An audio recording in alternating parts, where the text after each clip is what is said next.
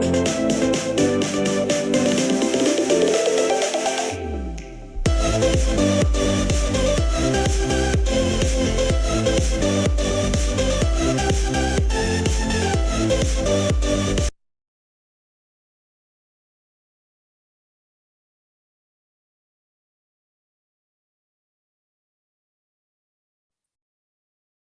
baik. Selamat siang. Assalamualaikum warahmatullahi wabarakatuh.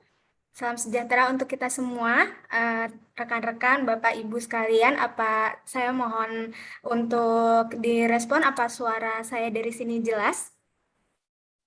Ya, jelas, Mbak. Terima kasih. Ya, baik. Terima kasih kepada Bapak, Ibu, rekan-rekan semua yang sudah masuk dan bergabung dalam webinar Kupas Tuntas Pajak UMKM pada siang hari ini. Semoga rekan-rekan semua dalam keadaan sehat dan bersemangat untuk mengikuti kegiatan webinar sampai akhir nanti ya. Sebelum kita mulai webinar hari ini, Next Up ingin berkenalan dulu dengan rekan-rekan sebagai pihak penyelenggara kegiatan webinar ini. Mungkin dari rekan-rekan beberapa sudah ada yang tahu ya, karena di sini juga kami melihat bahwa rekan-rekan pernah mengikuti kegiatan webinar bisnis dari Next Up.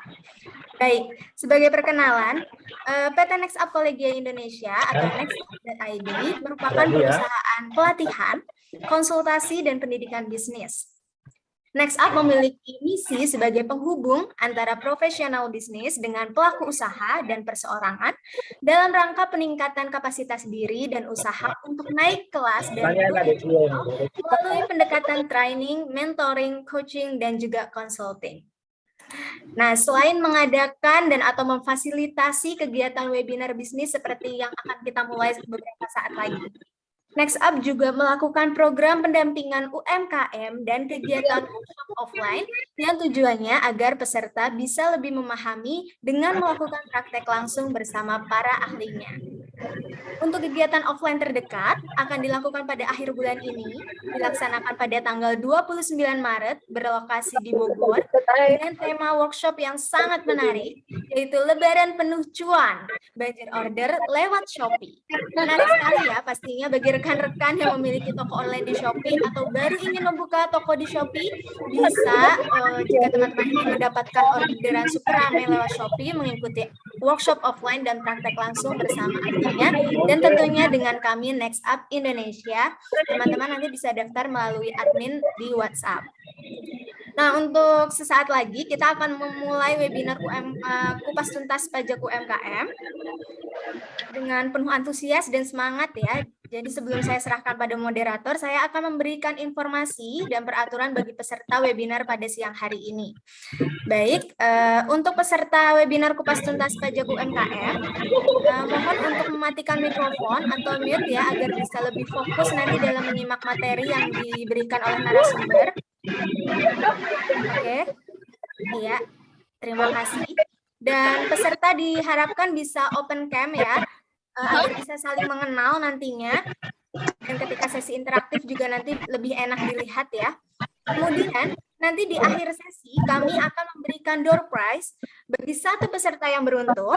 Door prize berupa voucher e-money. Nanti dari narasumber mungkin Ibu Lamsi Harhutahean bisa memberikan kuis pada rekan-rekan semua ya. Dan nanti rekan-rekan bisa menjawab melalui kolom chat. Dan nanti akan dipilih satu peserta oleh narasumber yang jawabannya paling tepat untuk mendapatkan voucher e-money. Menarik ya, jadi nanti rekan-rekan bisa mengikuti kegiatan ini sampai akhir. Dan untuk fasilitas lainnya akan diberikan oleh admin melalui email atau WhatsApp nanti oleh admin Next Up.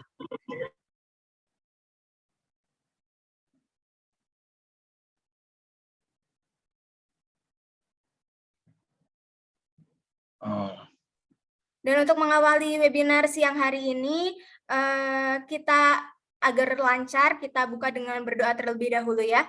Berdoa dipersilahkan.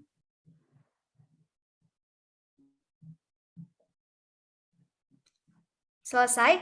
Baik, selanjutnya acara akan saya serahkan pada moderator webinar hari ini, yaitu Bapak Insinyur James Huta Barat, MM. Beliau adalah seorang emotional performance coach. Baik, kepada Pak James.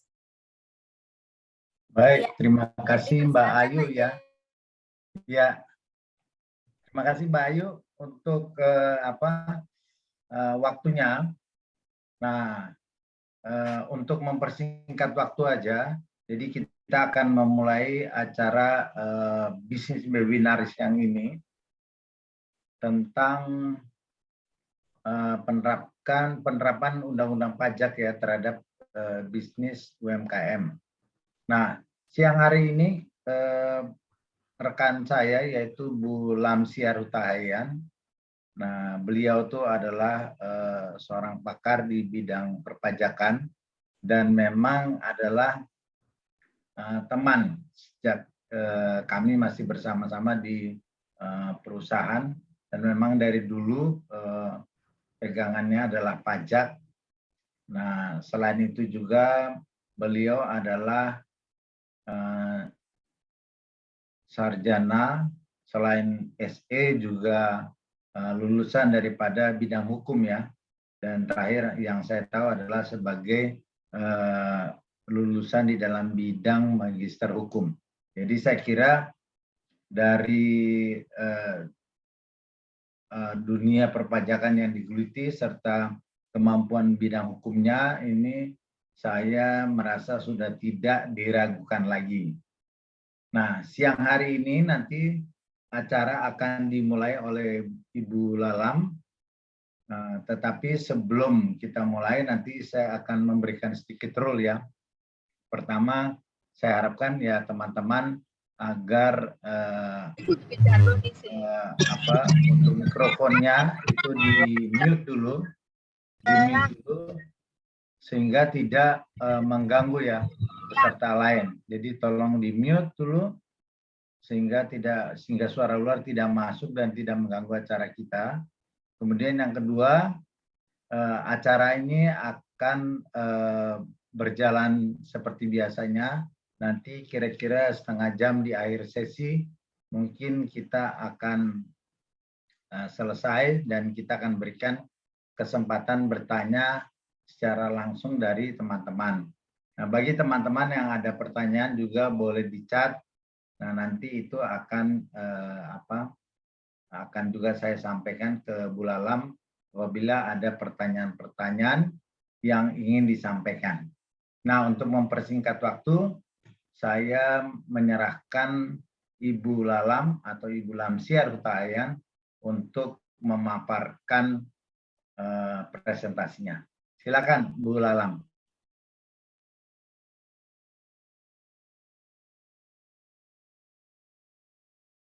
Belum masih di mute Bu Lalam, masih di mute.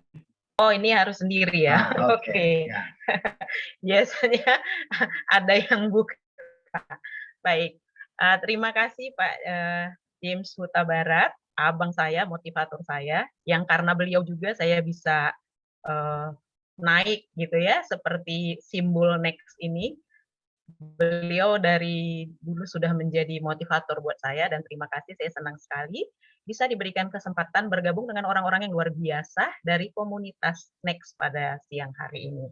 Oke, lanjut saja kita segera belajar bersama mengenai tema yang sudah kita sepakati, kupas tuntas pajak UMKM. Dan saya izin share screen untuk kita semua dapat menyimak materi yang akan saya sampaikan dengan baik. Udah bisa share screen ya? Langsung ya, Pak Jimmy? Mungkin ya, udah bisa. Coba ya.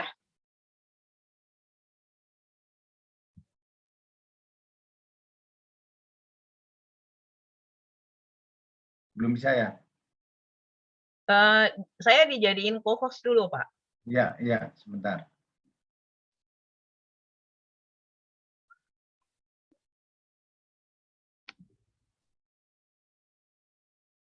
Ini kalau Bu Lalam sudah co-host di sini. Oh, berarti udah bisa ya? Bentar.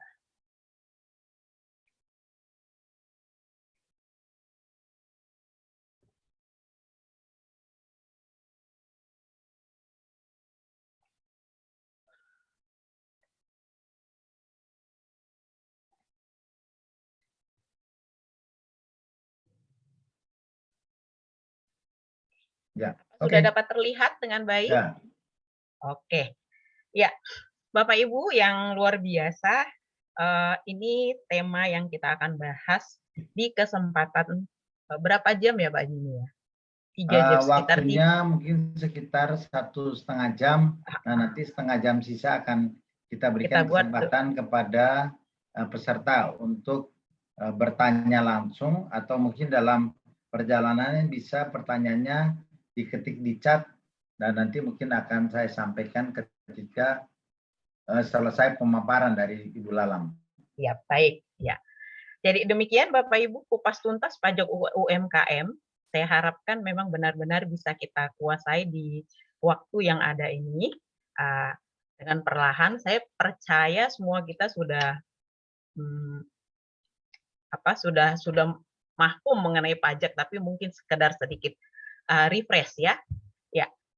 Nah, dasar hukum untuk kita mengetahui dengan baik mengenai pajak UMKM tentunya yang pertama kita sedikit harus membaca dan mengulas atau mengetahui mengenai PP nomor 7 tahun 2001 itu tentang kemudahan, perlindungan, dan pemberdayaan UMKM.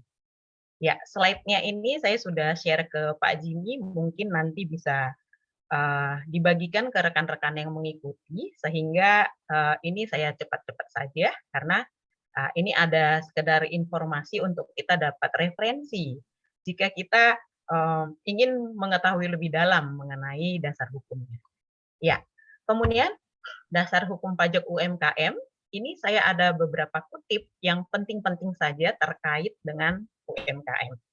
Ya, ini kita skip saja ya, nanti bisa dibaca Bapak Ibu. Ya, saya ada kutip 8 dasar hukum untuk perpajakannya.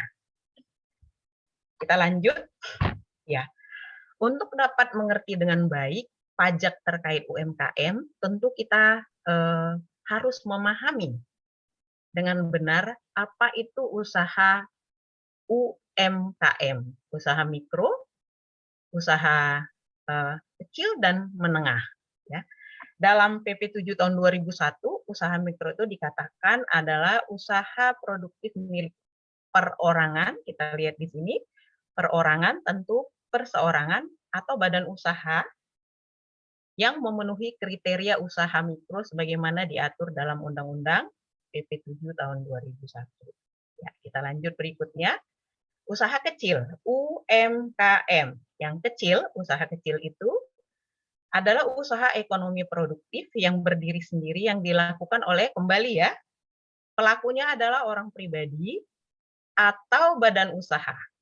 Nah, yang menjadi highlight untuk kita, ya, orang pribadi atau badan usaha itu bukan merupakan anak perusahaan. Bukan merupakan anak perusahaan, bukan juga cabang perusahaan.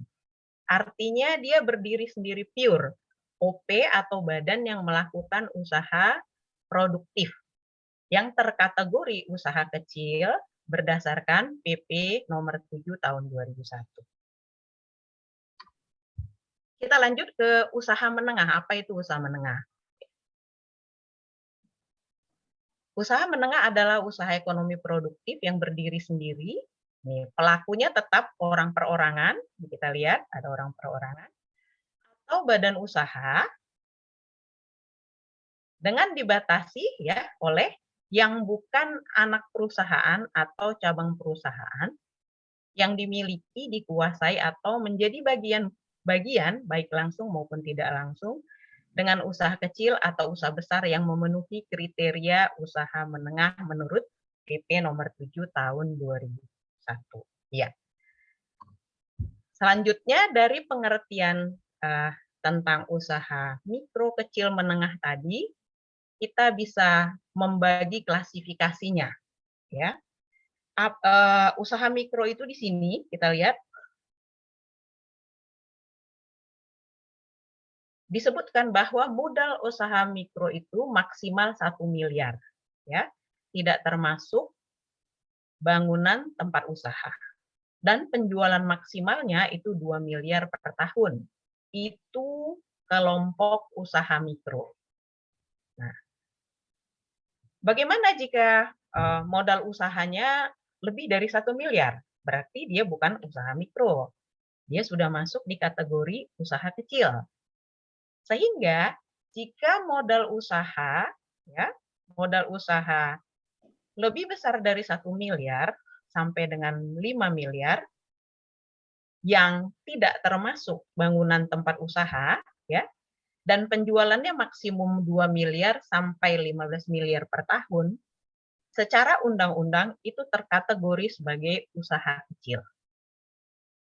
Demikian juga dengan usaha menengah, ya. Usaha menengah ada karakter juga yang mengatur dari sisi modal usaha dan penjualan maksimalnya. Nah, kita lihat di sini bahwa usaha menengah itu modal usahanya itu lebih besar dari 5 miliar, ya. Lebih besar dari 5 miliar sampai dengan 10 miliar, tidak termasuk tanah atau bangunan tempat usaha dijalankan, dan penjualan maksimalnya adalah 15 miliar sampai 50 miliar per tahun.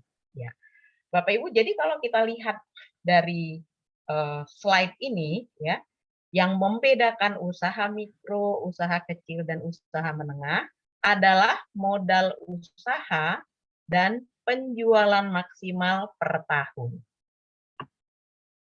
Dengan jelasnya pemahaman di sini, maka kita langsung bisa mengetahui usaha kita atau usaha sahabat atau siapa saja dengan kondisi modal dan penjualnya, kita langsung tahu dia masuk di mana, mikro kah, usaha kecil kah, atau usaha menengah. Ya, ini tidak terlalu sulit. Kita tinggal lihat modal usaha dan penjualan, kita langsung tahu kategorinya di mana. Mengapa kategori ini penting? Di dalam perpajakan kategori ini penting karena kategori ini akan menentukan kewajiban pajak si pelaku usaha itu seperti apa. Apa yang menjadi batasan kewajiban perpajakannya jika usahanya mikro, kecil, atau menengah. Ya, ini kita lanjut ke slide berikutnya. Kalau kita lihat dari slide sebelumnya, bahwa pelaku ekonomi kreatif yang terkategori UMKM itu, dari pengertiannya tadi, subjek pajaknya adalah orang pribadi dan badan.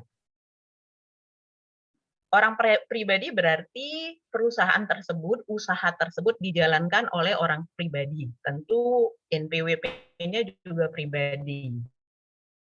Contohnya, tadi saya lihat ada yang pelaku usaha perhiasan. Kalau dia, contohnya saya sendiri yang melakukannya, saya usaha mau buka usaha perhiasan, coba mau buat usaha perhiasan, lalu saya daftarkan usaha saya atas nama saya sendiri ke pajak ya, tentunya untuk memperoleh NPWP. Kalau belum badan hukum tentu tidak ada kewajiban untuk mendaftarkan ke organisasi tertentu menurut saya ya. Nah, kita akan diberikan NPWP oleh kantor pajak ketika kita mendaftar. Di dalam nanti formulir yang akan kita isi, itu dijelaskan usaha tersebut dijalankan oleh orang pribadi atau badan. Jadi orang pribadi ini clear, pelakunya adalah orang pribadi. Lalu badan. Yang kedua adalah badan pelakunya, penyelenggaranya atau pelaksananya. Badan ini di Undang-Undang Perpajakan disebutkan terdiri dari koperasi, CV, firma, atau perseroan terbatas. Jadi badan usaha UMKM itu bisa berupa penyelenggaranya bisa orang pribadi, bisa badan yang terdiri dari koperasi, CV, firma, atau perseroan terbatas. Kita lanjut dulu. Nanti Bapak Ibu sesuai tadi Pak James sudah katakan, kalau ada pertanyaan langsung di chat aja supaya kita tidak terganggu pemaparannya. Nanti Pak James Jimmy akan memilih dan pertanyaannya bisa sempat jawab di sesi pelajaran hari ini. Kita lanjut dengan pajak UMKM, ya. Kalau tadi pelaku UMKM itu,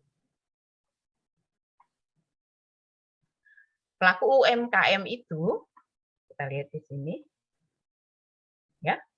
Pelaku UMKM itu adalah menjadi subjek pajak, artinya yang bertanggung jawab melakukan atau memenuhi kewajiban perpajakannya. Objek pajak UMKM tentunya penghasilan, ya, penghasilan. Tetapi di dalam peraturan perpajakan UMKM, secara khusus di PP 23 tahun 2018, ya, itu disebutkan adalah peredaran bruto. Jadi objek pajak UMKM itu adalah objek satu, ya. Yang pertama objek pajak PPh final. Ini kenapa disebut final? Ini saya kasih tahu dulu ya supaya Bapak Ibu bisa memahami kenapa final. Ada yang nggak final gitu. Itu PPh nanti kita lihat itu istilahnya ada final, ada tidak final. Kalau final artinya dia sudah selesai ketika dilakukan pembayaran atau pemotongan. Jadi tidak bisa dikreditkan lagi atau diperhitungkan ketika badan usaha tersebut, ya, atau orang pribadi tersebut menghitung kewajiban perpajakannya di akhir tahun. Kalau tidak final berarti itu menjadi pajak dibayar di muka yang dapat diperhitungkan nanti di akhir tahun ketika wajib pajak tersebut melakukan perhitungan kembali keseluruhan pajak terhutangnya di tahun berjalan, ya. Jadi Bapak Ibu, objek pajak UMKM yang pertama adalah objek PPh final. Objek PPh final itu atas apa? Apakah semua UMKM itu menjadi objek PPh final? Nanti kita lihat, ya. Yang pertama adalah, ya, yang kita perlu pahamin sebelum maju ke depan adalah yang pertama, objek pajak UMKM adalah objek pajak PPh final jika peredaran bruto atau penjualan, ya, penjualan kotor. Peredaran bruto maksimal 4,8 miliar per tahun. Yang kedua ada objek pajak PPh. Objek pajak PPh atau pajak penghasilan. Pertama, jika, ya, UMKM tersebut sudah melampaui peredaran brutonya sudah melampaui 4,8 per tahun dan dia membayar gaji pegawai, contohnya, ya, gaji pegawai yang lebih dari penghasilan tidak kena pajak. Misalnya UMKM itu punya karyawan yang gaji per bulannya itu lebih dari 5 juta atau 6 juta sekarang, ya, 6 jutaan. Nah, tentu dia nanti akan melakukan pemotongan pajak jika dia bentuk badan usaha seperti CV, firma, atau PT, ya. Kemudian yang ketiga objek pajak PPN, pajak pertambahan nilai. Pajak pertambahan nilai itu dikenakan atas penyerahan barang dan jasa kena pajak. Apa-apa saja itu yang menjadi barang dan jasa kena pajak itu punya pengaturan tersendiri, ya. Tetapi ketika badan usaha itu atau orang pribadi peredaran usahanya sudah di atas 4,8 miliar per tahun, maka dia wajib dikukuhkan menjadi PKP, pengusaha kena pajak, untuk menyelenggarakan kewajiban perpajakan pajak pertambahan nilai. Ya, kita sudahin di sini dulu untuk slide ini, kita lanjut. Nah, kita akan melihat gambaran kewajiban perpajakan UMKM secara bagan di sini, ya. Ini dia gambaran kewajiban perpajakan UMKM yang terdiri dari usaha mikro, usaha kecil, dan usaha menengah. Tadi di depan sudah kita lihat bagaimana kriteria satu badan usaha UMKM, apakah dia termasuk usaha mikro, usaha kecil, usaha menengah. Tadi yang membuat perbedaan tersebut yang menjadi klasifikasinya adalah ya modal usaha dan peredaran bruto per tahun. Nih, kita lihat usaha mikro, kecil, dan menengah, ya, penjualannya berapa? Ya. Dia maksimal, ini usaha mikro ini kan maksimal 2, miliar per tahun tadi ya. Nah, kalau usaha kecil itu maksimal 2 miliar, usaha kecil itu peredaran bruto atau penjualan kotornya 2 miliar, di atas 2 miliar sampai dengan 15 miliar. Kalau usaha menengah, tadi kita lihat di depan, itu penjualan brutonya itu di atas 5 miliar sampai dengan 50 miliar. Kita pahamin dulu ini. Nah, kemudian kita melihat ini ruang yang saya beri highlight biru. Nih, kita lihat di sini ya. Ada ruang yang saya beri highlight biru ini, Bapak Ibu, ya. Di dalamnya ada usaha mikro dengan maksimal peredaran brutonya 2 miliar per tahun. Lalu ada usaha kecil 2 miliar sampai 15 miliar per tahun. Nah, yang mana yang menurut perpajakan dapat dikenai PPh final? Apakah semua usaha UMKM? Apakah hanya sebagian? Karena nanti dalam perjalanannya orang sering bilang seperti ini, pajak UMKM sekarang itu tarifnya 0,5%. UMKM yang mana gitu kan? UMKM yang mana? Apakah semua usaha mikro, kecil, dan menengah?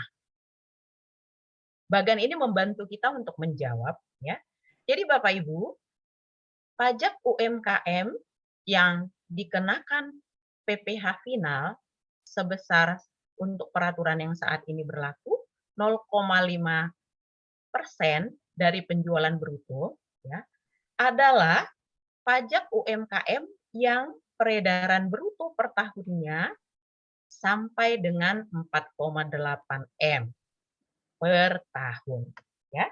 Ini kita lihat di sini, maka kalau usaha menengah di sini tidak termasuk di dalam arsiran ya, tidak termasuk di dalam arsiran atau highlight warna biru ini ya, karena penjualan brutonya itu udah mencapai 15 miliar sampai 50 miliar. Sebagian dari usaha kecil nih ya, saya kasih batas ini di sini. Sebagian dari usaha kecil ini yang masuk ke peredaran bruto 4,8 miliar per tahun. Inilah usaha mikro dan usaha kecil inilah yang dikenai PPh final dengan tarif 0,5% dikali penghasilan peredaran brutonya. Oke, kita lanjut. Kemudian ada pertanyaan, Bu, ini udah jelas nih, saya usaha mikro atau saya usaha kecil. Batas peredaran bruto saya setahun itu cuma 4,8 atau sebut 4,7 miliar. Tapi saya nggak mau loh Bu, kena 0,5. Bisa nggak Bu? Nah, mari kita lihat ya. Ya. PPh dengan peredaran bruto tertentu. Apa itu yang dimaksud? PPh wajib pajak ya dengan peredaran bruto tertentu adalah penghasilan dari usaha yang diterima atau diperoleh wajib pajak dalam negeri yang memiliki peredaran bruto tertentu dikenai pajak penghasilan yang bersifat final dalam jangka waktu tertentu. penghasilan bruto tertentu, yaitu penghasilan dengan peredaran bruto, tidak melebihi 4,8 miliar satu tahun. Ya, terdapat di dalam pasal 3 Peraturan Pemerintah Nomor 28 Tahun 2018. Ini adalah penjelasan dari penegasan dari daerah yang kita arsir di sini, warna biru ini. Kita lanjut Bapak Ibu. UMKM dikenakan PPh bersifat final. Jadi kalau berikut mendengar atau membaca UMKM dikenakan PPh bersifat final, maka kita harus memahami 3 hal penting. Yang pertama, terminologi yang digunakan dalam peraturan perpajakan bukan UMKM, melainkan wajib pajak dalam negeri, WPDN ya, saya singkat-singkat. Wajib pajak dalam negeri yang memiliki peredaran bruto tertentu. Jadi di dalam peraturan perpajakan bukan disebut pajak UMKM, tapi di dalam prakteknya, kalau kita dengar dan kita baca, selalu disebut pajak UMKM. Padahal kita lihat nggak semua UMKM itu dikenai pajak PPh yang bersifat final. Karena apa? Ada UMKM, yaitu usaha kecil dan menengah yang peredaran brutonya udah di atas 4,8. Ya. Semenjak dia peredaran brutonya sudah di atas 4,8, maka dia tidak dikenai PPh bersifat final lagi. Sudah bersifat umum. Nanti kita lanjut ke belakang. Apa itu PPh yang bersifat umum? Ya. Jadi ketika kita, sekali lagi, ketika kita membaca atau mendengar UMKM dikenai PPh bersifat final, 3 hal yang harus kita pahami. Pertama, terminologi yang digunakan dalam peraturan perpajakan itu bukan UMKM, melainkan wajib pajak dalam negeri yang memiliki peredaran bruto tertentu. Ya. Yang kedua, nilai peredaran bruto atau penghasilan kotor, ya, atau penjualan kotor. Apa maksudnya penjualan kotor? Penjualan yang belum ada diskon atau potongan penjualan. Yang real kita jual, seperti itu. Nilai peredaran bruto dimaksud adalah 4,8 miliar dalam 1 tahun pajak. Nah, jika dia memiliki peredaran bruto maksimum 4,8 miliar dalam 1 tahun pajak, dialah yang dikenakan PPh bersifat final yang besarnya sebesar 0,5%. Alam, ini mungkin ada sedikit pertanyaan yang menggelitik nih ya. Sambil apa? Ini Bu, ini di peraturan terbaru pajak untuk UMKM katanya dibebaskan dari pajak jika penjualan bruto lebih kecil atau sama dengan 500 juta. Apakah benar ya? Di atas 500 juta baru terkena pajak. Oke, baik. Pak Jimmy, saya sudah dengar dengan baik pertanyaannya. Kita belum selesai nih, masih slide ke-14 ya. Nanti kita lihat dulu ya. Jadi jangan langsung ke ujung, Pak. Kita di depan dulu biar. Oke, kita lanjut ya Bapak Ibu ya. Ups.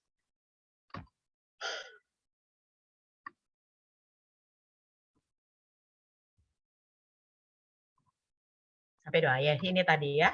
Nah, itu dia tadi sudah kita lihat bahwa batasan UMKM yang dikenai pajak bersifat final 0,5% tarifnya dari peredaran bruto. Tadi kita udah sebutkan di depan, udah kita lihat di depan. Nah, kemudian tadi saya bilang, saya nggak mau 0,5%, saya mau yang umum aja. Kan biasanya wajib pajak seperti itu, udah dikasih gampang, maunya yang rumit. Kalau dikasih rumit, mau gampangin aja deh, gitu. Jadi pemerintah tahu nih watak pelaku usaha. Nah, ya udah seperti tadi next ya, merangkum semuanya untuk bisa melakukan usaha dengan baik karena kita tahu UMKM ini adalah ujung tombak perekonomian Indonesia. Jadi UMKM walaupun dia 4,8 miliar per tahun penghasilan brutonya. Bisa aja kalau dia nggak mau dikenain PPh bersifat final. Artinya dia memilih dikenai PPh berdasarkan ketentuan umum pajak penghasilan. Bisa, ya. Jadi UMKM bisa tidak dikenai PPh bersifat final. Siapa itu? Wajib pajak baik orang pribadi maupun badan yang memilih untuk dikenai pajak penghasilan berdasarkan ketentuan umum pajak penghasilan. Yang kedua, wajib pajak badan berbentuk CV atau firma yang dibentuk oleh beberapa WPOP. Ya, WPOP maksudnya wajib pajak orang pribadi yang memiliki keahlian khusus, menyerahkan jasa sejenis dengan jasa sehubungan dengan pekerjaan bebas. Ini yang nomor 2 kok panjang banget sih, Bu, gitu ya. Kalau orang hukum sama orang pajak harus gitu, Ibu, kalimatnya. Nah, tapi ini saya kasih clue-nya untuk yang nomor 2. Contohnya apa nih, Bulam, gitu ya. Contohnya, ada dokter buat usaha bersama. Bentuknya biasa kalau badan usaha tuh yang pekerjaan bebas tuh bentuknya firma ya. Taruhlah James Huta Barat dan rekan. Jadi dia konsultan bisnis, seperti itu ya. Nah, konsultan itu terkategori sebagai pekerjaan bebas. Jika konsultan dan konsultan membentuk satu usaha, apakah itu CP atau firma atau PT, ya, sekalipun dia penghasilan brutonya 4,8 miliar per tahun, ya, dia tidak boleh dikenakan PPh bersifat final. Ini yang nomor 2 maksudnya. Lalu yang ketiga, UMKM badan usahanya, tapi tidak dikenai PPh bersifat final. Siapa itu? Jika wajib pajak badan memperoleh fasilitas PPh. Ya, ada fasilitas dibebaskan, biasanya PPh terutangnya, fasilitas yang ditanggung pemerintah. Nah, itu tidak boleh dikenai PPh bersifat final. Lalu BUT. BUT ini adalah badan usaha tetap. Jelas tadi di dalam slide sebelumnya bahwa badan usaha UMKM itu tidak termasuk BUT ya, badan usaha tetap ya, Bapak Ibu. Kita lanjut. Nah, kalau UMKM memilih dikenakan PPh yang berlaku umum, saya nggak mau 0,5% per tahun karena dia punya hitung-hitungan sendiri. Kalau tak hitung-hitung nih, orang penghasilan aku cuma sekian kok. Dari penjualan dikurang biaya, aku cuma dapat penghasilan sekian, cuma 0,1%. Contohnya, aku nggak mau UMKM gede, kegedean 0,5%. Oke, boleh. Caranya gimana? Yang pertama, wajib menyampaikan pemberitahuan kepada Direktur Jenderal Pajak melalui kantor pelayanan pajak di mana WP terdaftar. Contoh, Pak Levi Yosep. Kita ambil, selamat sore Pak. Kita contohin dulu Pak Levi Yosep ini misalnya beliau ini punya usaha perdagangan lah, orang pribadi. Ya, beliau itu punya omset 1 tahun itu nyaris 4,8. 4,7999 sekian. Lalu Pak Yosep ini seorang yang handal menggunakan pembukuan. Dia catat detil itu. Penghasilannya berapa, yang terdiri dari penjualan 1 tahun dikurangin dengan biaya-biayanya. Cuma dapat sekian. Kalau saya presentasikan, ya, keuntungan saya dari penjual 3%, ya nggak mau aku bayar 0,5% gedean. Caranya gimana supaya nggak mau UMKM? Caranya nggak mau PPh bersifat final. Sampaikan ke kantor pelayanan pajak, ke Direktorat Jenderal Pajak melalui KPP di mana Pak Levi Yosep terdaftar. Ya, nanti di sana diberitahukan. Ini nanti kita lihat cara pemberitahuannya seperti apa, ya. Saya memilih tidak menggunakan PPh yang bersifat final. Saya memilih menggunakan perhitungan PPh secara umum. Boleh, nanti kantor pelayanan pajak akan mengevaluasi lalu membalas surat Bapak. Pak Levi Yosef NPWP sekian diberikan sesuai dengan permohonan saudara, diberikan kesempatan untuk mengikuti PPh terutang seperti peraturan yang berlaku umum, gitu ya. Nah, jadi UMKM yang nggak mau dikenakan PPh bersifat final bisa menyampaikan pemberitahuan ke DJP paling lambat akhir tahun pajak, ya. Jadi kalau 2022 nih nggak mau aku final gitu ya. Harusnya kemarin di Desember 2021 udah sampaikan dia. Saya tidak mau menggunakan perhitungan pajak yang bersifat final, mau bersifat umum saja. Nah, jika wajib pajak tidak mau dikenakan PPh yang berlaku final, disampaikan paling lambat akhir tahun pajak, maka pengenaan PPh yang berlaku adalah PPh yang berlaku umum mulai tahun pajak berikutnya. Kayak contoh saya tadi ya, Pak Levi ya.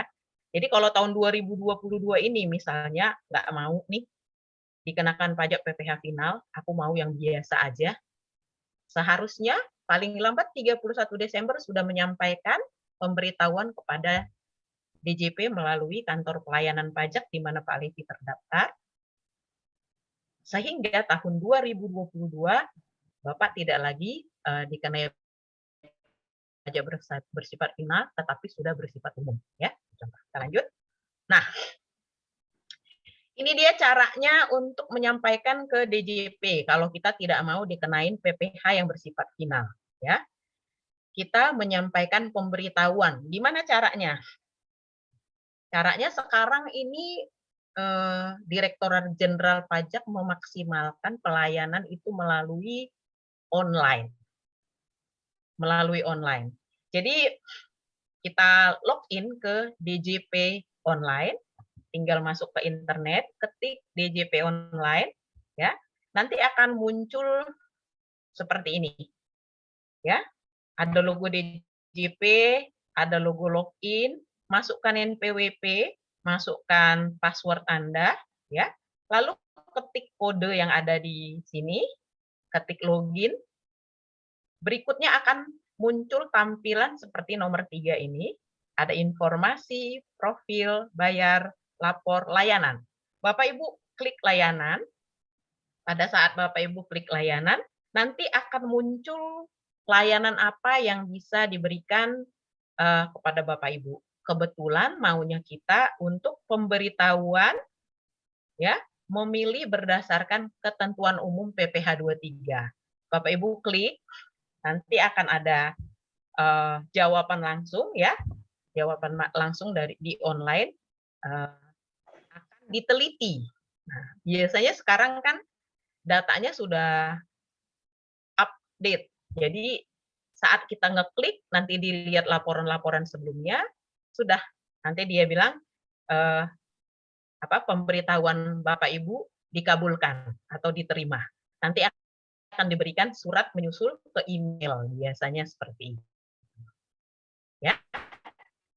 Ini caranya untuk layanan pada lain untuk segala urusan, termasuk urusan pelaporan SPT tahunan yang untuk orang pribadi akan berakhir 31 Maret dan untuk wajib pajak dan akan berakhir pada tanggal 30 April, Bapak Ibu ya. Oke.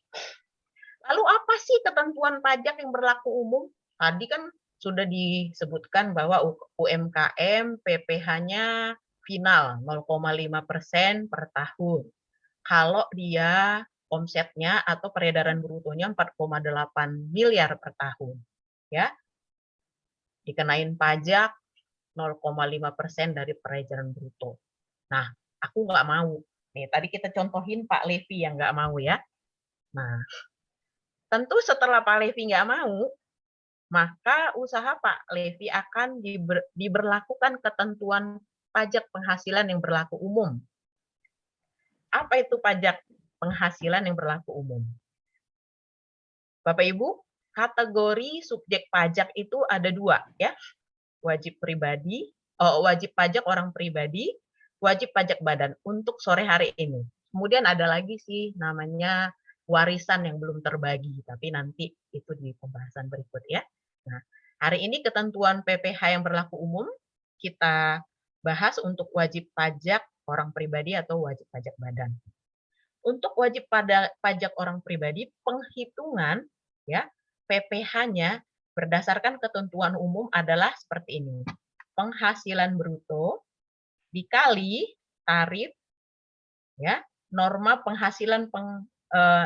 perhitungan penghasilan neto. Jadi NPPN itu adalah singkatan dari N-nya norma, P-nya perhitungan, P yang kedua norma penghasilan, yang N yang terakhir itu adalah neto ya. Jadi tarif NPPN ini ada diberikan Dirjen Pajak itu PMK PMK nomor 107. Nanti saya jika diperlukan saya akan infokan. Di situ diatur kategori seluruh bidang usaha berapa tarif NPPN-nya. Contohnya kalau saya konsultan pajak itu 50% dari penghasilan bruto. Saya punya klien kebetulan ada dokter juga untuk Jakarta itu 50% dari penghasilan bruto ya. Nah, jadi wajib pajak orang pribadi cara menghitung PPh-nya adalah penghasilan bruto dikali tarif NPPN akan menghasilkan penghasilan neto dikurangin PTKP, penghasilan tidak kena pajak, lalu dapatnya adalah PKP. PKP tersebut dikalikan dengan tarif progresif PPh pasal 17 Undang-Undang PPh. Itulah yang menjadi PPh terutangnya. Ya, nanti kalau sempat kita buat contohnya.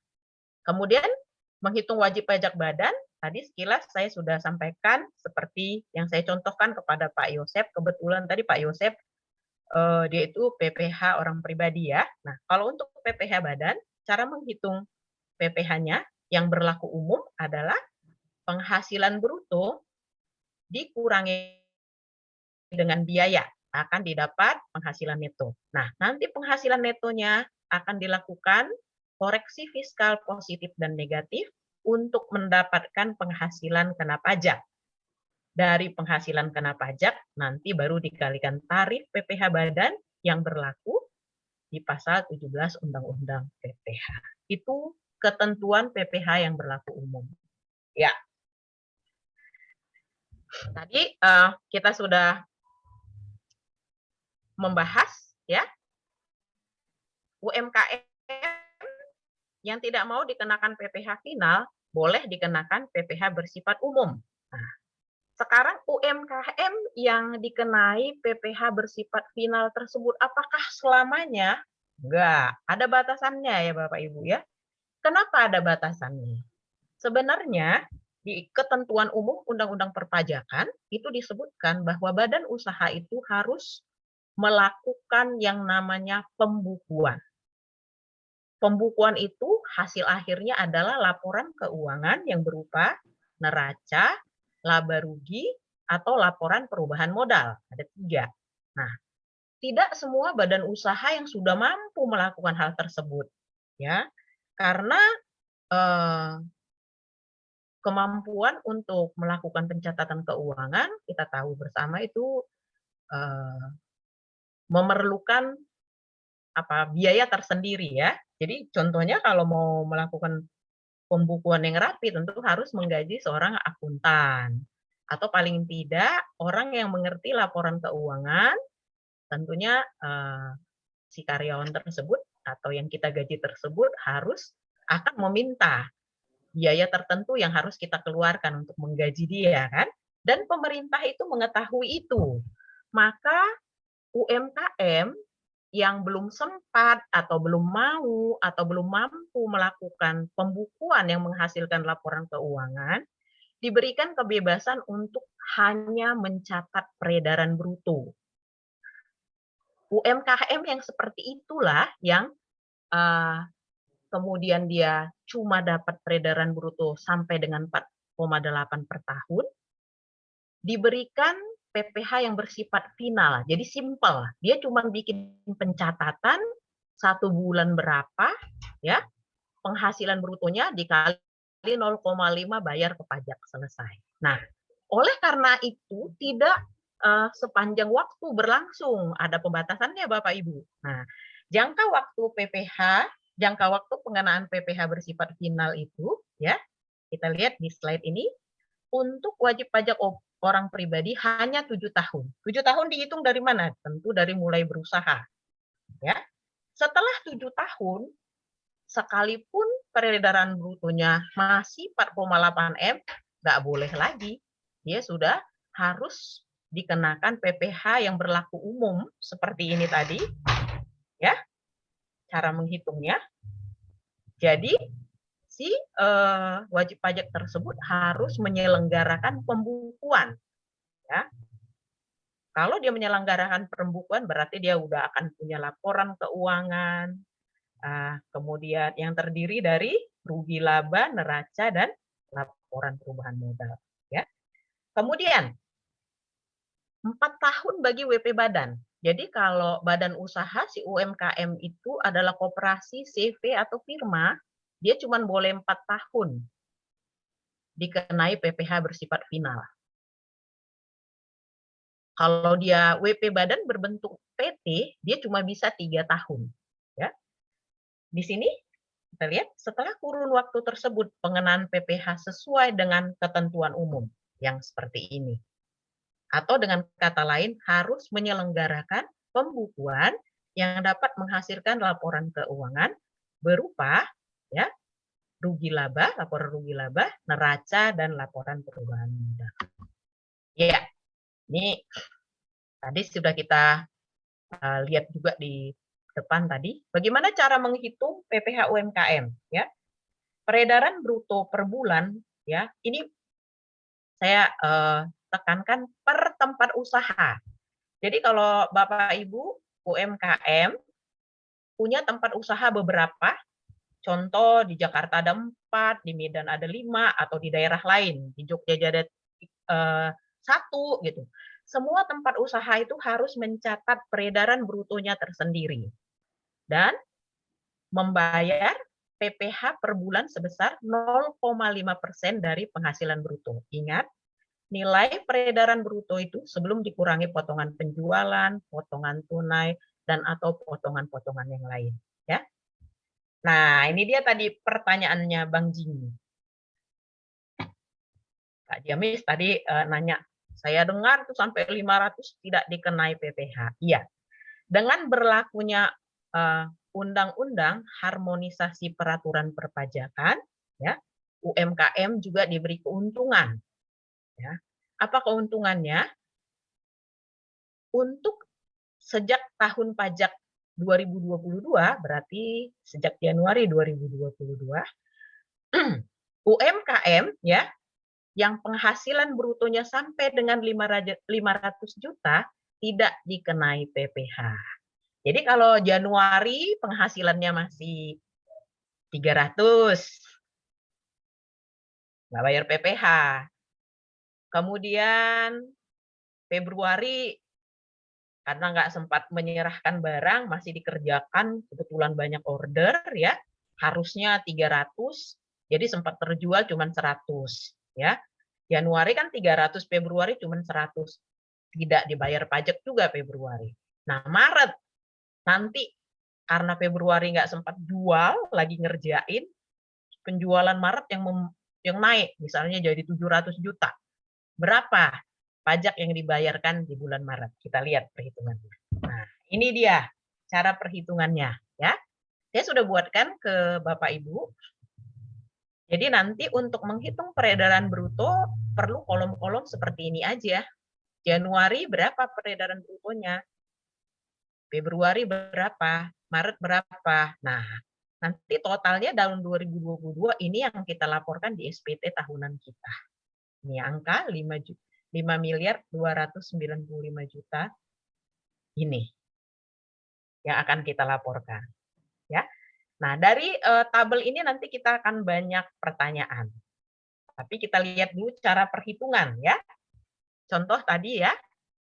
Misalkan ini UMKM, kategori usahanya menengah, peredaran brutonya tahun 2021, tahun kemarin, itu masih nyaris 4,8. Tapi tahun ini, ya, alhamdulillah, puji Tuhan, ya, berkembang nih, karena di coach sama Next Up. Jadi, usaha berkembang, penjualan naik, ya, begini gambarannya. Januari 2022, dia peredaran brutonya 75 juta. Kena pajak nggak?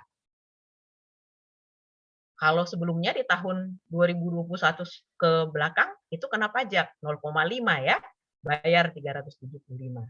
Tapi dengan berlakunya, ini kita lihat tadi, mana dia tadi? Sebentar.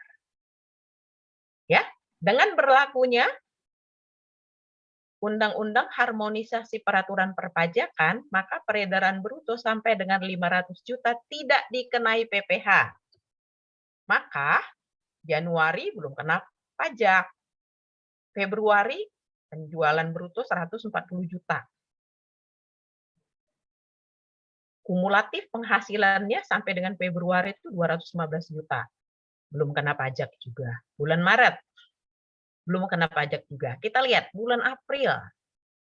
Bulan April dia 200 juta. Peredaran bruto atau omset atau penjualan kotornya. Nah, di bulan April peredaran bruto kumulatif ini sudah mencapai 520 juta. Nah, tadi Undang-Undang HPP mengatakan sampai 500 juta nggak kena pajak. Berarti di bulan April ini ada sebesar 20 juta yang dikenakan PPh. Final sebesar 0,5, maka PPh finalnya sebesar 100 juta. Begitu selanjutnya cara menghitungnya. Nah, saya mau mengajak Bapak Ibu melihat ketika di akhir tahun. Ini udah 5.295 juta.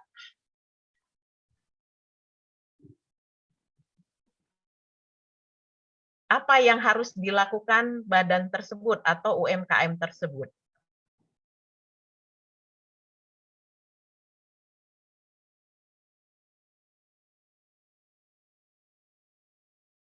Ada yang bisa jawab? Atau kita buat kuis aja ini? Boleh juga. Atau masih pada bingung?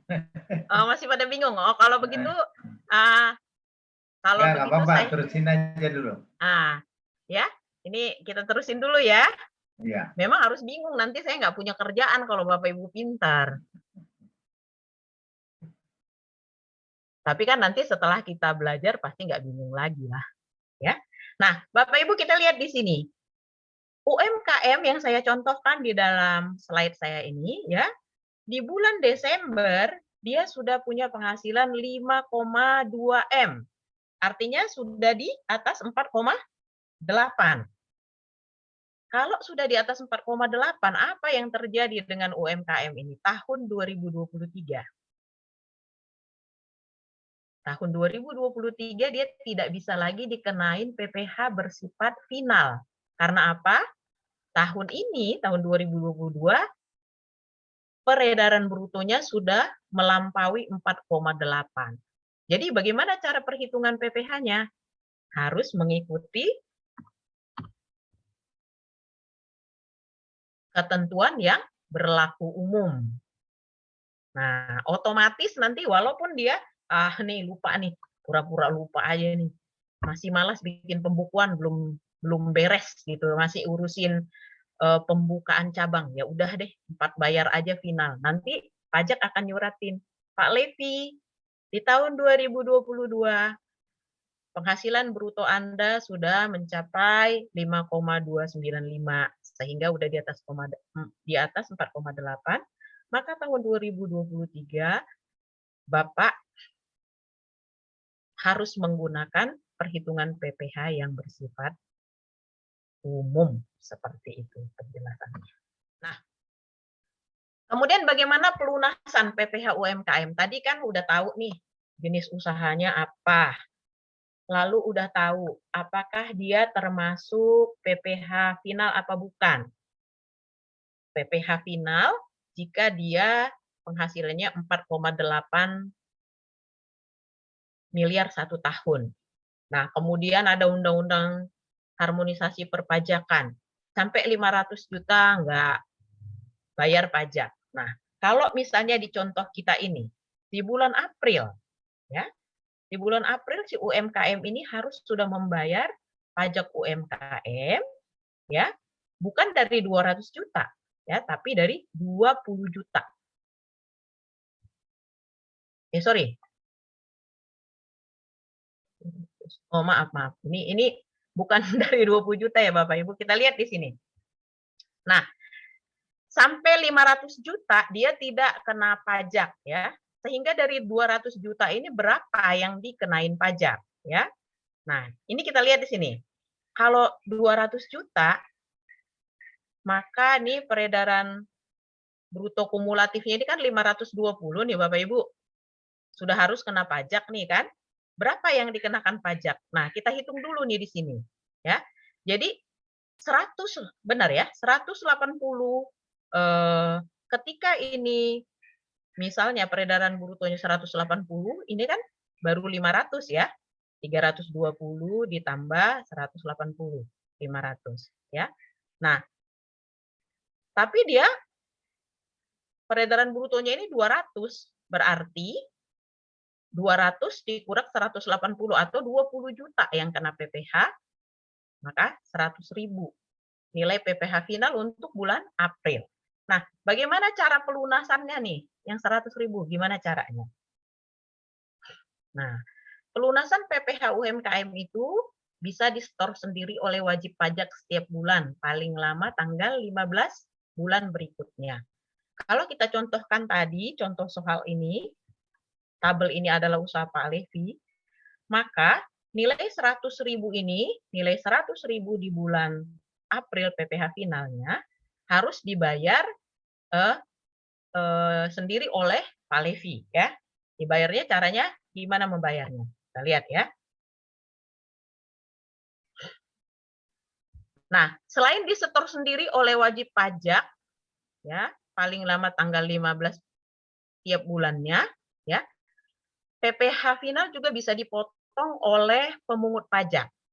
Ini bila mana? Contohnya ya. Jika UMKM menyerahkan jasa yang menjadi objek PPh kepada perusahaan X misalnya.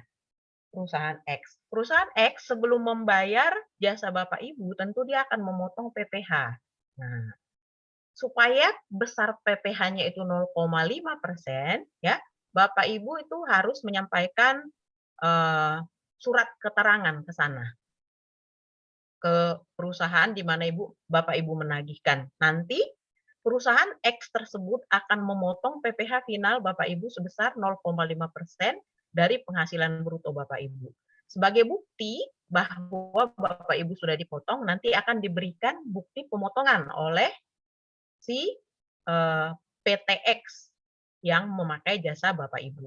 Nah, tetapi kalau WPOP sendiri, ya WPOP akan membayar sendiri jumlah PPh-nya paling lambat tanggal 15 bulan berikutnya. Nah, WPOP yang sudah melakukan penyetoran PPh dianggap sudah menyampaikan SPT PPh sesuai dengan tanggal validasi nomor transaksi penerimaan negara yang tercantum pada surat setoran pajak. Ini apalagi sih, Bu? Ya, kita lihat slide berikutnya.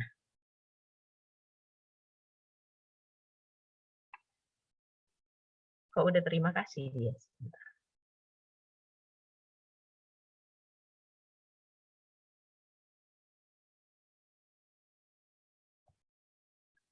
Oh, harusnya ini ada satu slide lagi yang saya kasihkan ke Bapak Ibu itu cara membayar pajak seperti apa.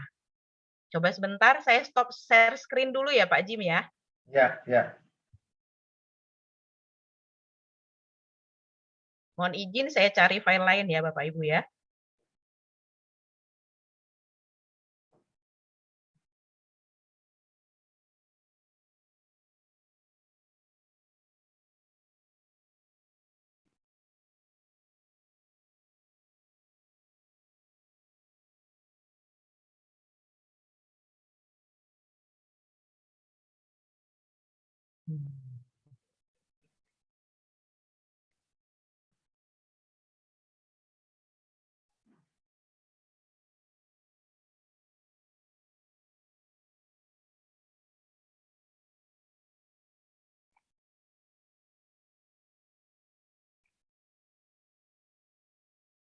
Oh, maaf nih Pak Jim, ada satu slide lagi yang saya sudah siapkan, ternyata saya buat sendiri, itu gimana caranya untuk membayar pajak, ya.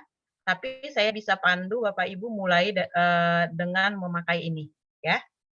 Nah, bagaimana cara melakukan pembayaran pajak Bapak Ibu, ya. Yang pertama Bapak Ibu masuk ke login DJP online. Ini seperti tadi untuk mengajukan pemberitahuan tidak menggunakan PPh yang bersifat final ya. Jadi Bapak Ibu masuk ke login DJP online ya. Lalu yang kedua isi NPWP dan kata sandi Bapak Ibu ya. Kemudian nanti di step ketiga di sini pilih bayar. Waktu Bapak Ibu pilih bayar, nanti akan muncul menu surat setoran pajak.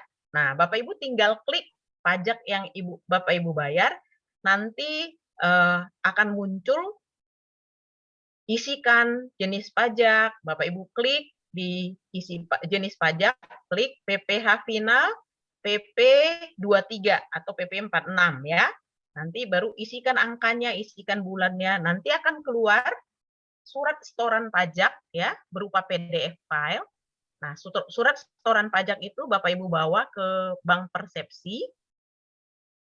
Bank Persepsi itu banyak sekarang, BCA, Mandiri, BNI, semuanya hampir semua bank pemerintah dan BUMN ya. Bawa ke sana SSP-nya, terus dibayar, bawa uang juga dibayar, nanti akan diberikan bukti setoran pembayaran pajak. Nah, dengan Bapak Ibu sudah membayar setoran pajak, maka PPh terhutang sudah dibayar dan sudah dianggap dilaporkan. Nah, demikian. Baik, setelah ini untuk pajak UMKM sudah selesai. Diharapkan kita sudah bisa melakukan kewajiban perpajakan kita dengan baik. Nah, tapi saya nggak tahu nih gimana pemahaman Bapak Ibu terhadap makalah saya. Maka untuk selanjutnya kita buka ruang tanya jawab. Saya kembalikan dengan Pak Jimmy. Baik. Mungkin share screen-nya udah bisa dimatiin dulu ya? Oke. Dimatiin apa biar saja? Oh, dibiarin aja nggak apa-apa ya? Nanti kalau misalnya ada pertanyaan yang mengacu, kita siap. tinggal buka ya Pak. Ya. Baik, minum ini nih, Pak mungkin saya mulai dulu dari menjawab pertanyaan dulu. Nanti setelah itu saya akan berikan kesempatan kepada para peserta webinar untuk bertanya langsung. Yang pertama di sini tadi ada pertanyaan ya dari Bu Lydia Silvi. Oke. Bu, di peraturan terbaru pajak untuk UMKM katanya dibebaskan dari pajak jika penjualan bruto sama atau lebih kecil dari 500 juta. Apakah benar ya di atas 500 juta baru terkena pajak? Mohon petunjuk. Ya, mungkin pertanyaan berikut Pak Jimmy. Ya. Lanjut, kita minta 3 pertanyaan, kita langsung jawab. Oh iya, oke. Nah ini yang kedua, jika terlanjur tahun pajak 2021 tidak membayar pajak final 0,5%, apa yang harus dilakukan?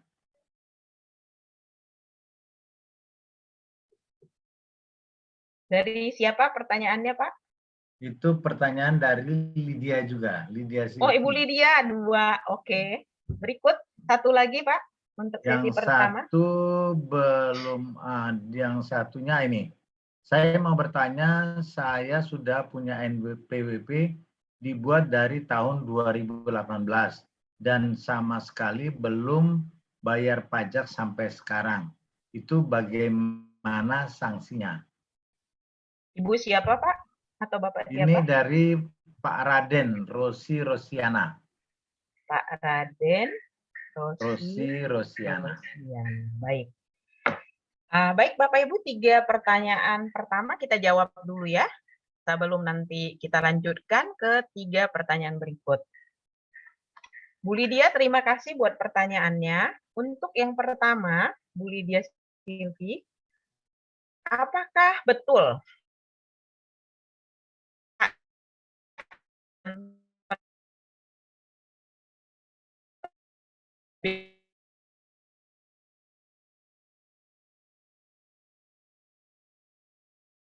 tadi benar Bu Lydia masih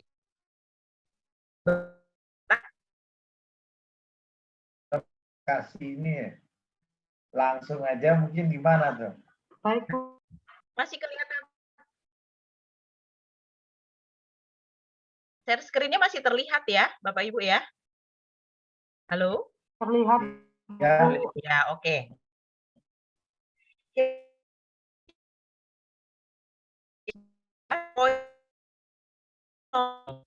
Hitungan PPH UMKM ya. Di bawah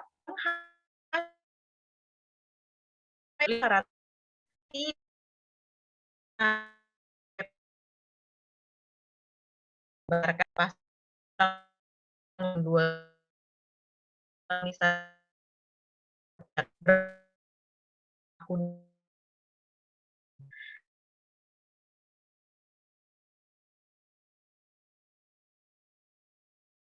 bruto Bapak Ibu masih sampai dengan 500 juta, maka tidak dikenai PPH. Seperti contoh, di dalam tabel ini kita lihat tadi ya, ini usaha Pak Levi tadi kita bilang, ya. Januari peredaran brutonya 75 juta. Kumulatif berarti sampai dengan Januari penghasilan bruto kan masih 75 juta, belum mencapai 500 juta toh Bapak Ibu, maka nggak kena PPH, jadi nggak perlu bayar. Februari peredaran bruto 140 juta. Kumulatifnya berapa? 75 tambah 140. Jadi sampai dengan bulan Februari penghasilan Pak Levi di sini sudah mencapai 215 juta. Karena 215 juta masih di bawah 500, nggak bayar pajak. Bulan Maret juga, penjualan bruto 105 juta. Sampai dengan bulan Maret, peredaran brutonya masih 320 juta. Dengan kata lain, masih di bawah 500 juta, maka tidak kena PPH final. Nah, bulan April, penjualan 200 juta. Nah, sampai dengan bulan April, penjualan bruto sudah mencapai 520. Kita lihat ya yang bulan April ini ya. Sampai dengan bulan April sudah mencapai 520 juta. Sudah di atas 500. Berapa yang dikenain PPH? Apakah 200? Enggak. Tetapi cuma 20 juta yang dikenakan. Jadi bulan April bayar pajaknya bukan 200 kali 0,5%, tetapi 20 juta kali 0,5%. Jadi nilainya cuma 100 juta.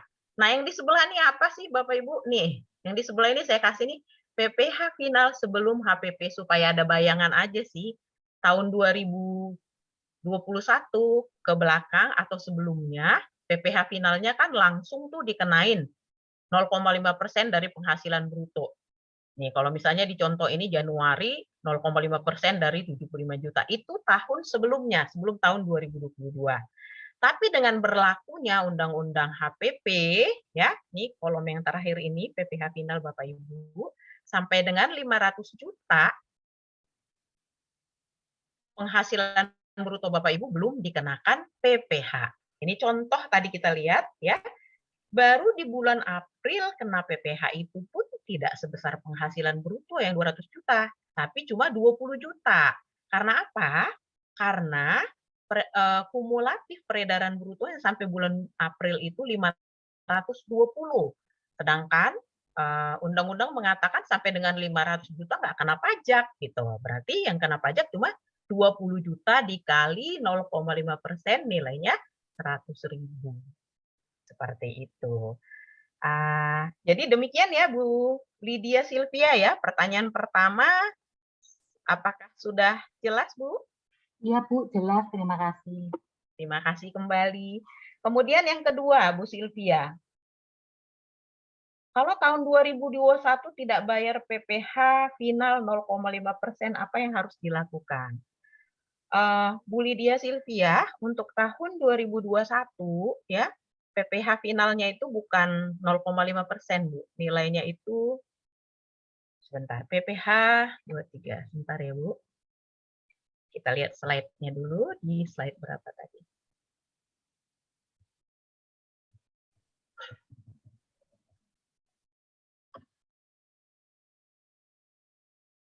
Oh ya.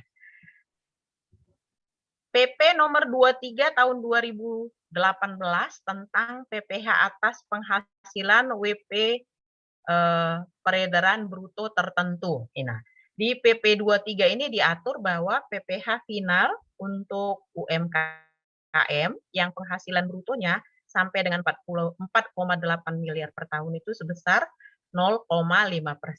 Oke.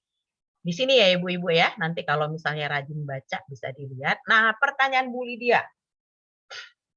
PP 23 ini kan diberlakukan tahun 2018.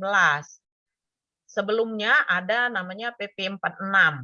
Di PP 46 itu diatur PPh UMKM yang penghasilan brutonya 4,8 miliar per tahun itu sebesar 1%.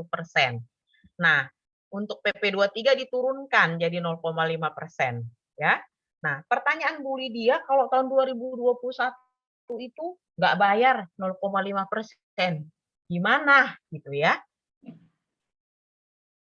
Jadi Bu Lydia Sylvia dan semua Bapak Ibu, ini saya beritahukan kepada semua pelaku usaha bahwa dewasa ini DJP melalui kantor pelayanan pajak tempat Bapak Ibu terdaftar ya akan sangat aktif memperhatikan pergerakan usaha kita ya. Kantor pelayanan pajak itu sudah mempunyai banyak data dan juga sumber data untuk mengetahui apakah seseorang atau badan usaha tertentu yang melakukan usaha itu atau yang punya penghasilan sudah bayar pajak apa belum gitu. Nah, untuk Ibu Lydia, saran saya nih ya Bu ya, kalau memang Ibu Lydia punya penghasilan atau punya penjualan bruto di tahun 2021 yang belum dibayar pajaknya, monggo dapat dilakukan pembayaran Bu. Karena untuk 2021 harus melaporkan SPT tahunan ya Bu Lydia. SPT tahunan orang pribadi itu paling lambat dilaporkan tanggal 31 Maret 2022. SPT tahunan wajib pajak badan, apakah usahanya CV, PT, firma, harus dilaporkan paling lambat tanggal 30 April 2022. Nah, sebelum melaporkan SPT tahunan Bapak Ibu, pastikan kalau semua pajak atas penghasilan yang didapat atau jika Bapak Ibu UMKM, peredaran bruto yang didapat itu sudah dibayarkan. Nih, contohnya untuk Ibu Lydia, apabila tahun 2021 usaha Ibu memang melakukan penjualan atau ada peredaran bruto. dapat dihitung pajaknya bulan per bulan lalu dibayarkan ke kantor pelayanan pajak dengan membuat SSP seperti tadi saya sampaikan, lalu dibayar ke bank, baru Ibu lapor. Nanti di SPT tahunan Ibu Lydia akan melaporkan peredaran bruto sesuai PP 46 kalau di SPT ya, formnya ya.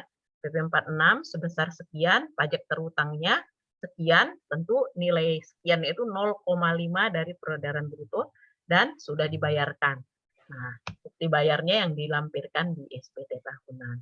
Seperti itu Bu Lydia untuk pertanyaan nomor 2. Apa masih ada yang perlu ditanyakan terkait nomor 2 yang belum jelas, Bu?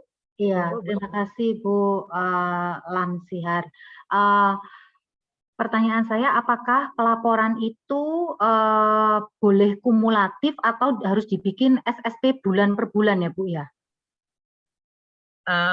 Baik Bu, sesuai dengan arahan ya, petunjuk pelaksanaan dari PP 23 ini Bu ya, itu di PMK nomor 99, disebutkan di sana bahwa PPh UMKM itu terutang setiap bulannya. Karena disebut terutang setiap bulannya, maka Bu Lydia juga harus buat SSP bulan per bulan, Bu. Jadi di tahun 2021, kalau misalnya 12 bulan ada PPh terutang, ada peredaran bruto atau ada penjualan, ya tinggal dikalikan 0,5%. Jadi 1 untuk bulan Januari, 1 untuk bulan Februari, begitu seterusnya. Oke. Baik. Boleh bertanya lagi, Bu? Monggo silakan Pak Moderator, piye Pak? Ya, Kita boleh. Terakhir dari Bu Lydia, nanti biar yang lain ada kesempatan juga. Baik, monggo Bu Lydia, satu lagi katanya. Oke. Untuk ini mungkin masalah teknis, apakah kalau dulu setahu saya kan harus ada surat setoran pajaknya ya Bu ya, yang hard copy yang double karbon itu biasanya. Nah, apakah sekarang pelaporan yang seperti itu bisa lewat DJP online ya Bu ya? Seperti tadi saya sebutkan Bu Lydia, sekarang itu semua harus pakai DJP online yang namanya SSP elektronik. Jadi yang SSP kita yang carbonize 5 lembar sebelumnya itu nggak kepake lagi Bu. Jadi kalau Ibu mau cetak nggak usah lagi ya, nggak perlu ya Bu ya. Ibu tinggal masuk ke DJP online. Nih. Nah, contohnya seperti ini ya Bu ya. Login ke DJP online. Nanti isi NPWP dan kata sandi Ibu. Ya. Terus langkah ketiga klik bayar pajak. Nanti waktu Ibu klik bayar pajak itu akan muncul surat setoran pajak. Ibu tinggal di situ udah tertera nomor nama Ibu dan nomor NPWP Ibu. Ibu tinggal klik pajak apa yang Ibu bayar, ya kan? Nah, UMKM nanti tinggal dipilih UMKM sesuai PP 46 garis miring PP 23. Nah, terus bulan apa? Klik bulannya. Terus nilainya berapa? Klik isi nilainya. Nanti dia kalimatnya akan tertulis sendiri, Bu. Disebutkannya. Jadi nggak kita ketik lagi misalnya 1 juta. Nggak usah perlu ketik 1 juta rupiah. Nanti otomatis dia akan muncul 1 juta.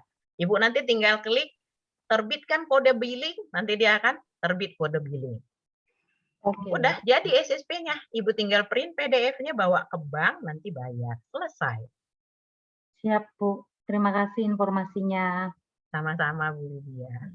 Oke, Bu Lydia, pertanyaan kedua sudah. Sekarang yang ketiga, pertanyaan dari Pak Raden Rosihan. Pak Raden katanya sudah punya NPWP sejak tahun 2018. Tapi belum bayar pajak. Bagaimana? Sekarang saya mau tanya balik nih, Pak Raden. Apakah Pak Raden dari 2018 tersebut usaha Bapak ada penjualannya? Itu pertama. Yang kedua, jika berdasarkan slide kita, Bapak tuh masuk di mana usahanya?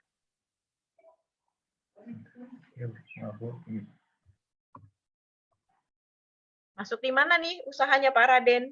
Usaha mikro atau usaha kecil? Ya kan? Kalau masuk di antara kalau masuk usaha mikro, usaha kecil, Berapa peredaran brutonya? 4,8 kah tahun? Kalau memang sudah ada, ya, Bapak harus bayar sebenarnya, Pak. Kalau kita punya peredaran bruto. Tapi ya kalau enggak, apa yang mau dibayar? Kan gitu. Jadi kalau keadaannya Bapak memang sudah punya penghasilan atau punya peredaran atau usaha jalan, ya harus bayar pajak. Nah, tapi kalau Bapak milih, ayo wes lah 2018 sudah berlalu. Ya mudah-mudahan Bapak beruntung nanti enggak didapat sama orang pajak gitu kan. Kalau orang pajak punya sumber, nanti kebetulan Bapak yang dipilih untuk diuji kepatuhannya, nanti Bapak disuratin. Yang terhormat Bapak Raden Rosi Rosihan, NPWP bla bla bla bla bla. Berdasarkan informasi yang kami peroleh, penghasilan Bapak di tahun 2019 bulan per bulan seperti ini, Bret. Maka akan dia hitung nanti tabel-tabel seperti ini, Pak. Dikasih tabel seperti ini, Bapak, ya. Nah, maka Bapak harus bayar itu. Ditambah denda kalau terlambat ya, Pak Raden ya. Tambah denda. Ada denda terlambat bayar sesuai aturan. Bu, maaf ini sinyalnya jelek. Sebentar. Halo, Assalamualaikum. Halo, Iya, iya. sudah Usaha jelas, saya, Bu? Bu. Udah. Iya, Oke. karena tadi baru hujan ya, baru. Ya, Iya usaha ini. saya masih di mikro kecil, usaha ya Oke. jualan-jualan kecil-kecilan. Tapi waktu tahun 2018 saya harus buat NPWP gitu ya. Iya. Nah, karena waktu awal-awal saya belum mengerti cara bayarnya bagaimana. Cuma pernah bayar di saat buat pembuatan. Nah, untuk tahun kesininya saya sampai sekarang belum bayar gitu.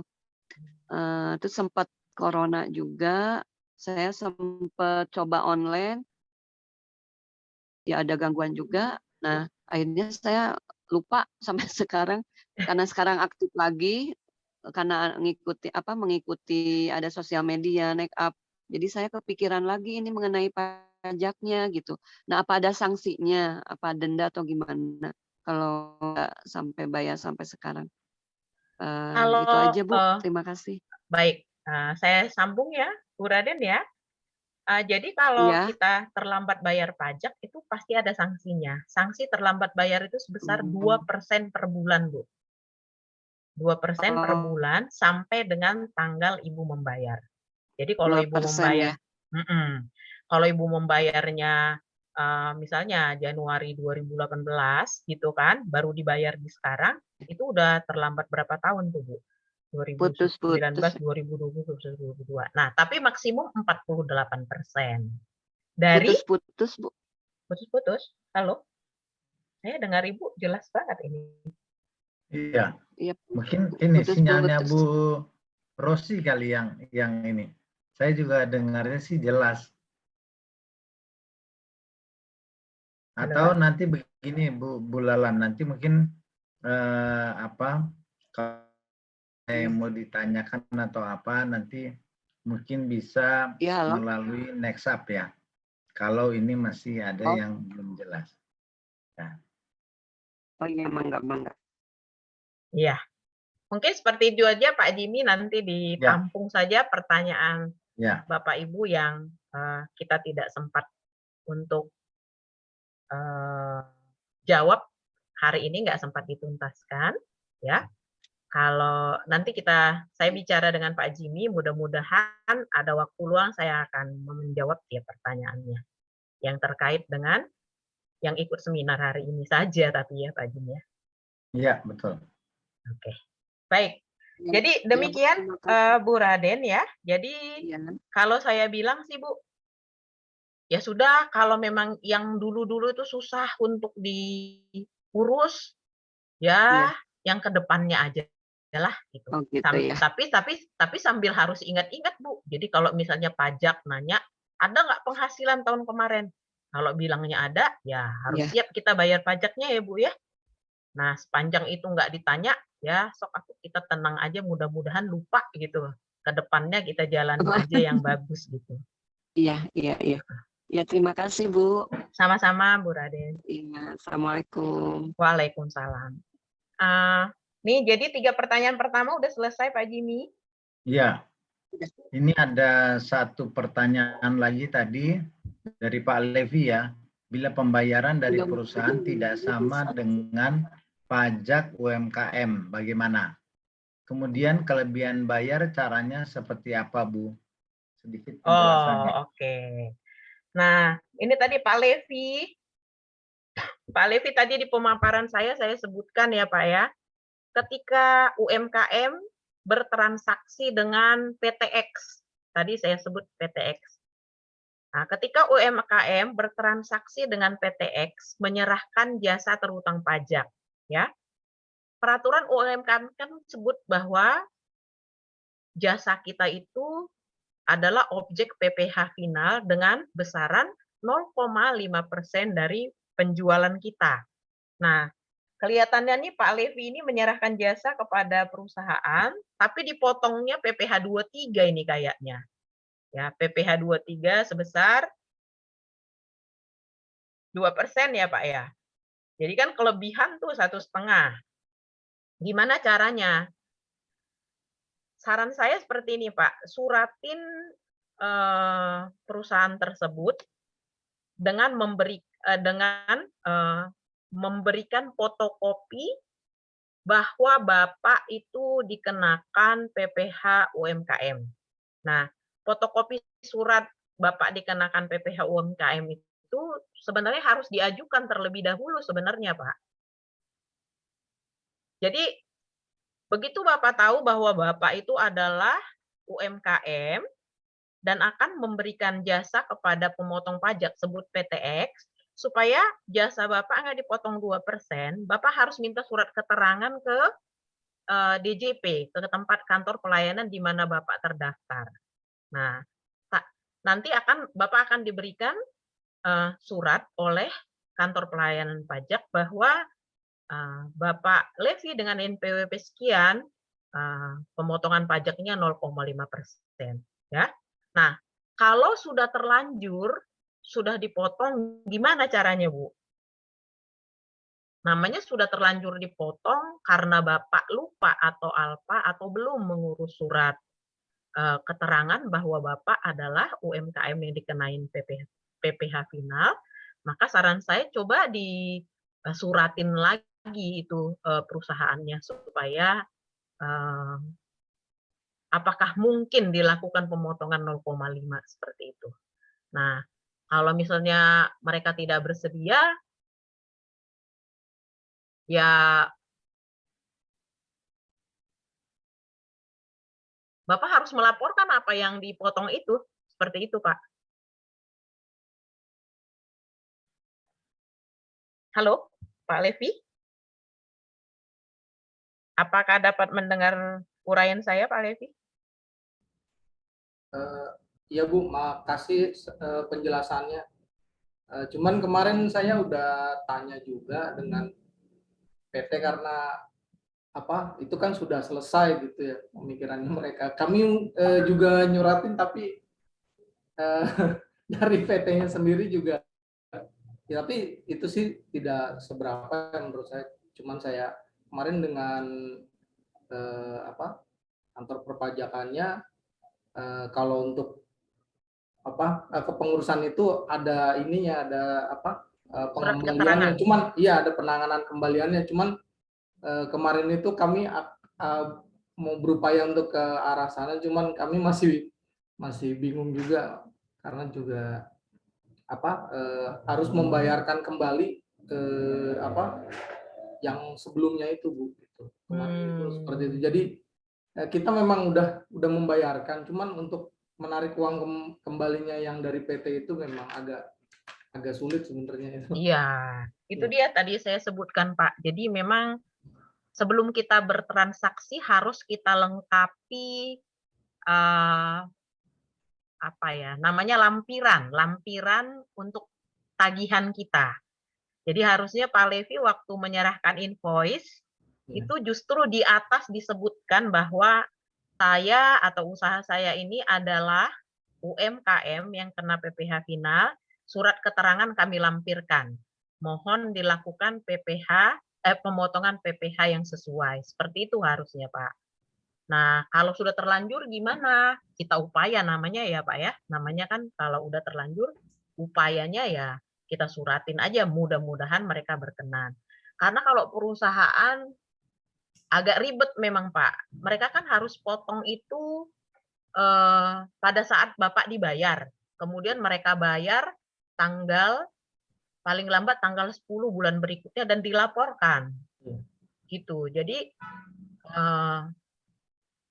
sangat kecil kemungkinan mereka mau memperbaiki karena itu kesalahan kita gitu ya, Pak ya. Kesalahan kita tidak melampirkan surat keterangan. Jadi ya yang sudahlah. Tapi tetap diupayakan, mana tahu bisa kan gitu Pak ya. Artinya kalau kita bisa kejar, kenapa enggak kejar aja. Tapi untuk transaksi berikutnya Pak Levi dipastikan Bapak punya surat keterangan dari kantor pajak bahwa Bapak itu adalah wajib pajak yang dikenain PPh final. Caranya tadi ajukan aja ke DJP ya, diajukan lewat DJP online, semua sekarang lewat DJP online. Jadi dengan surat sakti itu tiap kali Bapak sampaikan invoice ke pemotong pajak, itu dilampirkan. Kalau perlu, tagihan itu dikasih, highlight. Disebutkan surat keterangan, supaya lihat. Gitu. Dan jangan lupa, setiap kali ada kesalahan, secepat mungkin harus dimintakan perbaikan. Kayak contoh, waktu kita terima pembayaran, ini kok nggak sesuai, langsung diminta klarifikasi, supaya jangan sampai mereka sudah melakukan pembayaran dan pelaporan itu akan sulit untuk perbaikannya. Karena nanti harus tanda tangan bos. Mending kalau bosnya ini itu kan. Nggak semua yang siap seperti itu Pak Levi. Ya, mungkin itu yang saya dapat sampaikan. Ya. Semoga menjelaskan. Terima kasih banyak, Bu. Sama-sama Pak Levi. Bagaimana Pak Jimmy, ada pertanyaan Baik, lain? saya masih punya, kita masih ada kesempatan untuk 2 penanya lagi yang mungkin boleh bertanya langsung. Saya buka saja. Mungkin silakan Bapak Ibu kalau ada yang mau bertanya langsung ke Ibu Lalam.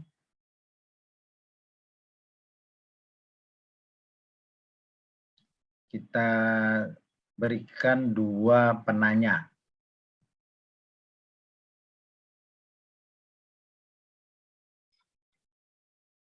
Oh, ini ada ya? Ada Pak ya? Oh ya, ini enggak, ini ada yang ini dari Nextap. Baik, saya kira mungkin memang ternyata sesederhana mungkin tetap agak ribet juga ya. Bu Lalam, mungkin saya tanya sedikit aja, kalau yang disebut pencatatan bruto itu apakah harus berdasarkan pencatatan di buku keuangan, laporan keuangan, atau cuman catat-catat ini aja? Namanya kan UMKM tuh kadang-kadang kan ini ya, agak ya kadang di kertas atau apa, itu gimana tuh maksudnya tuh? Kan Oke, baik. dia belum punya tenaga accounting gitu. Iya, baik. Terima kasih Pak Jimmy, pertanyaannya baik sekali secara khusus untuk pelaku UMKM ya. Bapak Ibu, seperti tadi saya sudah sebutkan, ya, ke depan perpajakan kita ini akan sangat jeli. Kita tahu bersama bahwa negara kita ini bisa berjalan ini karena ada pajak dari pelaku usaha.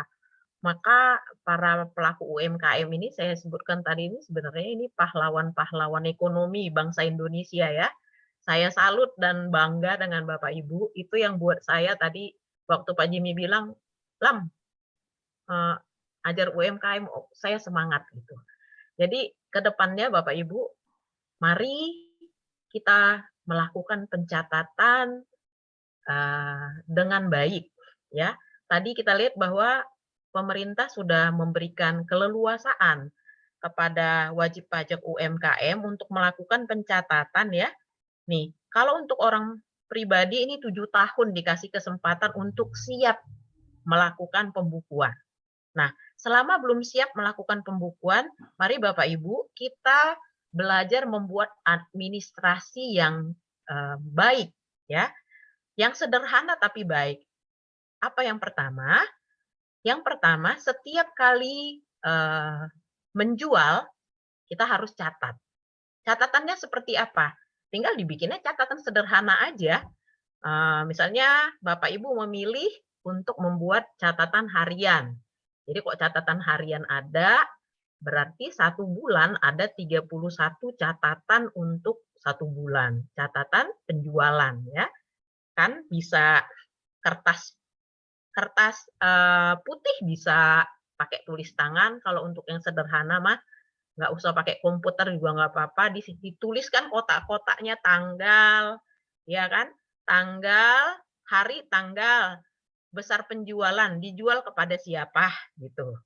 Nanti 1 bulan di total sekian. Bulan Februari juga seperti itu. Nah, jadi nanti itu yang atas dasar itu yang kita akan buatkan laporan seperti ini untuk SPT tahunannya. Bulan ini peredaran bruto berapa? Cuma 2 kolom aja, selesai. Jadi walaupun Bapak Ibu nggak pakai komputer, masih pakai tulisan tangan nggak apa-apa.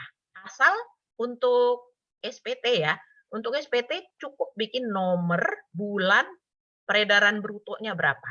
Nah, supaya kita tahu nih 75-nya dari mana, kita harus buat catatan sendiri. Nah, itu dia tadi saya bilang bikin harian aja atau mingguan kalau misalnya penjualan Bapak Ibu itu enggak terlalu banyak karena penjualannya misalnya partai besar, sekali ngejual nilainya baru besar gitu kan. Cukup mingguan. Jadi atau bulanan, yang mana yang menurut Bapak Ibu itu lebih gampang untuk dikerjakan. Intinya ada catatan lah, minimal untuk catatan bulanan itu tanggal, ya, lalu dijual kepada, sebesar penjualan berapa, itu. Nanti baru kita total pakai kalkulator. Pakai kertas aja, kertas putih biasa, pakai penggaris ditulis tangan, nggak masalah. Kalau belum bisa pakai komputer. Asal ada datanya.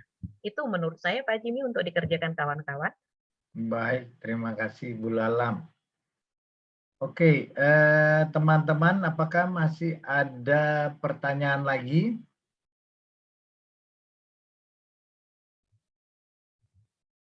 Kalau sudah tidak ada pertanyaan, maka saya akan kembalikan ke next up. Kemudian mungkin ada pesan atau foto bersama. Nah, setelah itu kita close. Bu Lala mungkin, oh iya. Ya, baik, kepada Bu Lamsihar dan juga Pak James, terima kasih. Karena tadi di awal sudah diinformasikan kalau kami akan mengadakan door prize bagi peserta yang mengikuti webinar pada hari ini. Jadi mungkin Ibu Lamsihar bisa memberikan kuis yang nanti rekan-rekan bisa menjawab melalui kolom chat ya. Oh, baik.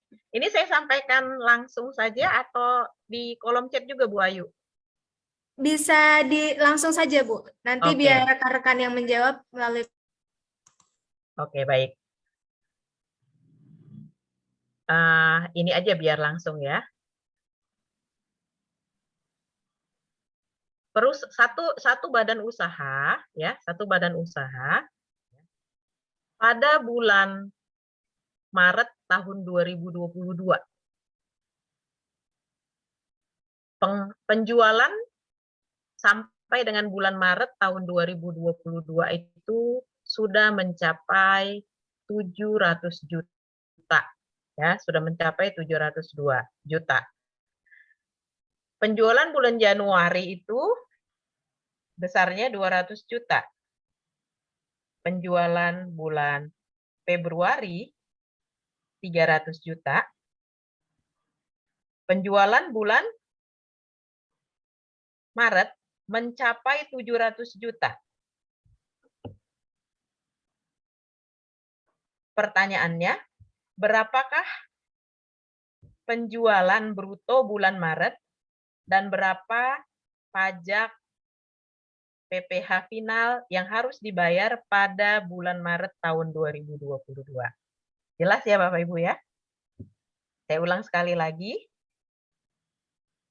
Satu UMKM, data penjualannya adalah sebagai berikut. Pada bulan Januari sebesar 200 juta. Pada bulan Februari tahun 2022 sebesar 300 juta.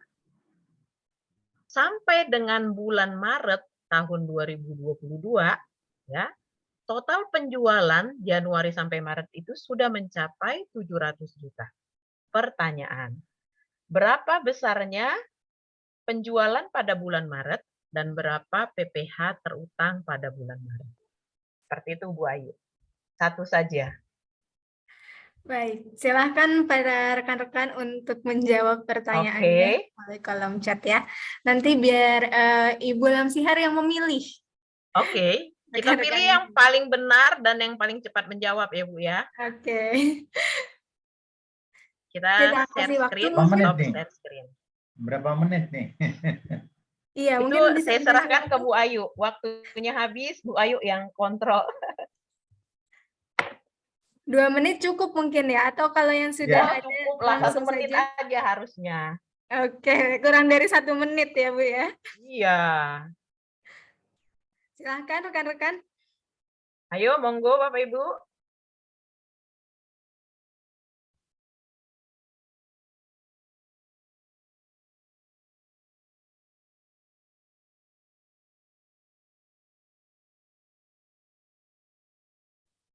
Iya, sudah ada yang menjawab itu, Bu.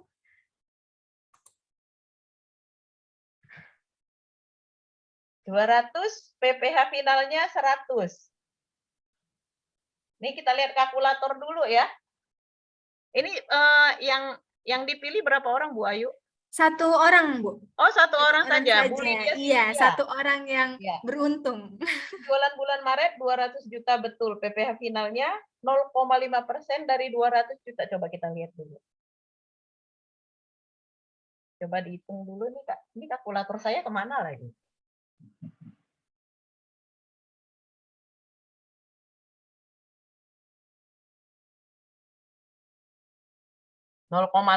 Iya benar ya Bu ya.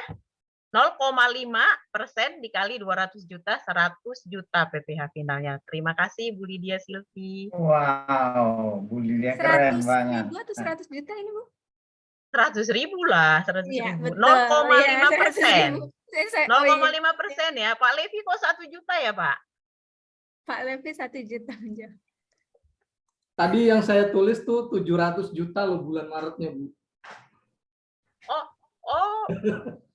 Tadi kan disebut bahwa kumulatif. Jadi Januari sampai Maret udah 700 juta.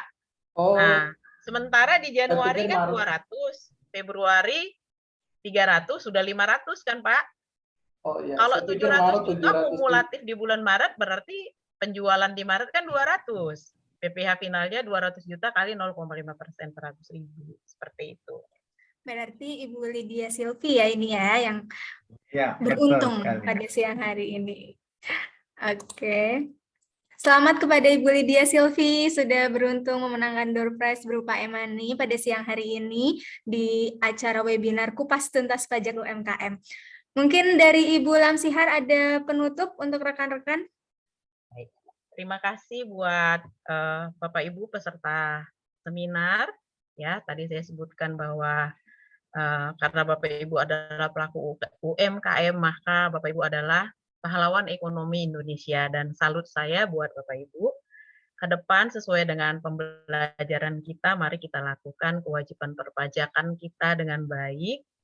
Berhubung UMKM masih diperkenankan untuk melakukan pencatatan, mari dari sekarang kita lakukan pencatatan yang sederhana tapi bisa menunjukkan nilai bruto penjualan kita, dan itu menjadi dasar untuk kita nanti melakukan perhitungan di SPT tahunan, dan dengan kesederhanaan ya kita tetap bisa mencapai hasil yang baik.